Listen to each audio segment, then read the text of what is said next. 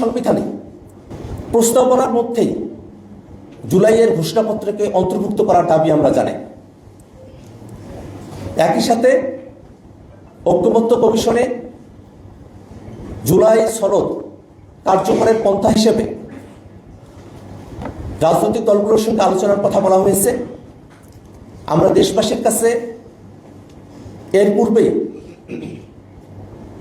খোলাসা করে বলতে চাই যে জুলাই সনদে যে সংস্কারগুলোর বিষয়ে রাজনৈতিক দলগুলোর ঐক্যমত্য তৈরি হয়েছে এবং কমিশন সিদ্ধান্ত গ্রহণ করেছে, সেই সব সংস্কারের বিষয়বস্তুকে অন্তর্বর্তীকালীন সরকারের সময়কাল থেকেই বাস্তবায়ন করতে হবে।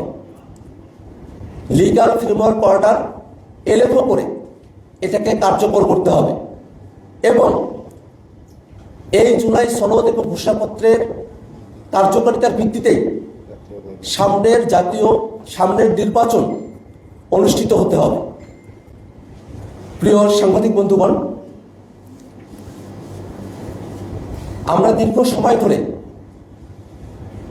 বাংলাদেশের মানুষেরা গুম, খুন, আয়নাঘরের নির্যাতন, অত্যাচার, বিচার বহির্ভূত হত্যাকাণ্ড, দুর্নীতি, অপশাসন, ফেসিবাদের যাতা বলে আমরা পিষ্ট হয়েছি।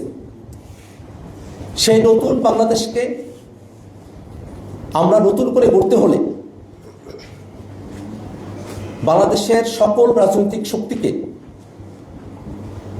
বাংলাদেশের মানুষেরা যে আকাঙ্ক্ষার ভিত্তিতে 24-এর গণঅভ্যুত্থানে সামিল হয়েছিলেন, একজন রিক্সা চালক, একজন শ্রমিক মজুর, একজন কিশোর, তরুণ, শিশু, নারী, তাদের সকলের মনের যে চাওয়া, সেই বাংলাদেশ প্রতিষ্ঠা করতে হলে আমাদেরকে আমাদের সংগ্রাম জারি রাখতে হবে। একই সাথে গতকাল মাননীয় প্রধান উপদেষ্টা জাতির উদ্দেশ্যে ভাষণ দিয়েছেন। ফেব্রুয়ারিতে নির্বাচনের সময়সীমার কথা উল্লেখ করেছেন। আমরা মনে করি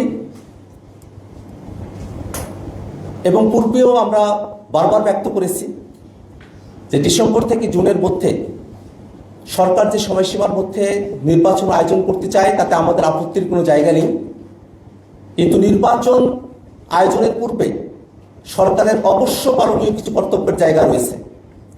এ সরকার গণহত্যাকারীদের বিচার করা এবং রাষ্ট্র কাঠামোর গুণগত পরিবর্তনের জন্য সংস্কারের ম্যান্ডেট নিয়ে সরকারের যাত্রা শুরু হয়েছে।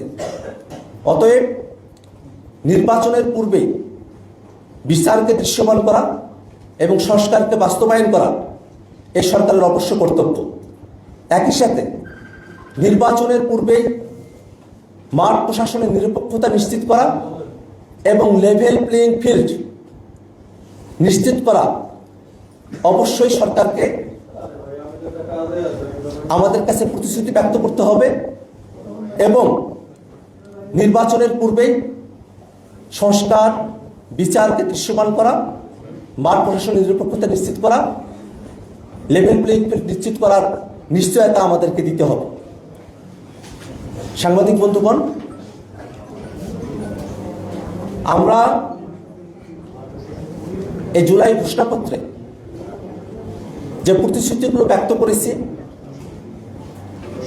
সেগুলো যেন বাংলাদেশে অবশ্যই বাস্তবায়িত হয়, সেই শপথ যেন বাংলাদেশের সকল রাজনৈতিক দল এবং বাংলাদেশের সকল মানুষের পক্ষ থেকে বারংবার বিবৃত হতে থাকে। 24-এর জুলাই অভ্যুত্থান বাংলাদেশে যে নতুন দিগন্তের সূচনা করেছে সেটা যেন যুগ যুগান্তরে আমাদের ভবিষ্যৎ প্রজন্মকে অনুপ্রাণিত করতে পারে, এই আশাবাদ আমরা ব্যক্ত করছি।